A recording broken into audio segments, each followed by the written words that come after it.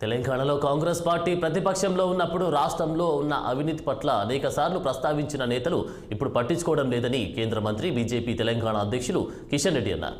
ప్రధానంగా రాష్ట్రంలో కాళేశ్వరం ప్రాజెక్టు భవిష్యత్తు ఏంటని ప్రశ్నించారు. 1,00,000 కోట్ల రూపాయల అవినీతి ప్రాజెక్టు విషయంలో ఎందుకు సీబీఐ విచారణకు కోరడం లేదని కిషన్ రెడ్డి మండిపడ్డారు. కాళేశ్వరం ప్రాజెక్టు తెలంగాణ ఇమేజ్ను గోదావరి పాలు చేసిందని ఎద్దేవా చేశారు. అంతేకాదు ఈ ప్రాజెక్టు గురించి మరింత విశ్లేషణ చేయాలని అన్నారు. రాష్ట్ర ప్రభుత్వాన్ని ఈ ప్రాజెక్టు గురించి 20 అంశాలపైన నేషనల్ డ్యామ్ సేఫ్టీ అథారిటీ ప్రశ్నలు అడగగా ప్రభుత్వం మారినా కూడా వివరాలు అందజేయలేదని గుర్తుకు చేశారు. 20 అంశాల్లో 11 అంశాలకి అరకొర సమాధానాలు చెప్పారని వెల్లడించారు.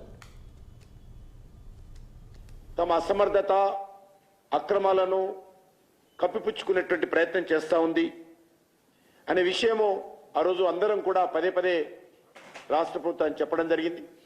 నేషనల్ డ్యామ్ సేఫ్టీ అథారిటీ ఒక అడుగు ముందుకు వేసి మీరు సరైనటువంటి వివరాలు ఇవ్వకపోతే ప్రాపర్ గైడెన్స్ మేము ఇవ్వలేకపోతాము, కాబట్టి ప్రాజెక్టుకు సంబంధించినటువంటి ఫ్యూచర్ ప్రొటెక్షన్ కోసము ప్రాపర్ గైడెన్స్ ఇవ్వడం కోసము మేము అడిగినటువంటి వివరాలు ఇవ్వాలని చెప్పి పదే పదే అథారిటీ అడిగింది.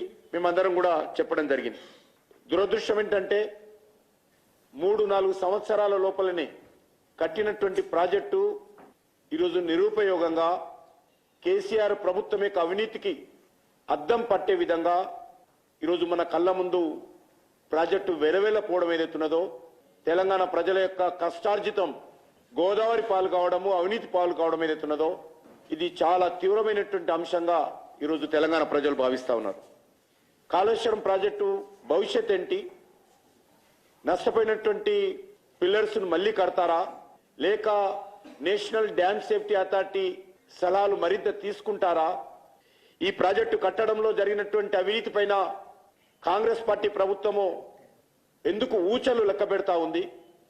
పదే పదే ప్రతిపక్షంలో ఉన్నప్పుడు ముఖ్యమంత్రి గారు కాళేశ్వరం ప్రాజెక్టు పైన మేము మాట్లాడినప్పుడు కేంద్ర ప్రభుత్వం ఏం చేస్తుంది, మోడీ గారు ఏం చేస్తున్నారు, కిషన్ రెడ్డి ఏం చేస్తున్నాడు అని పదే పదే రేవంత్ రెడ్డి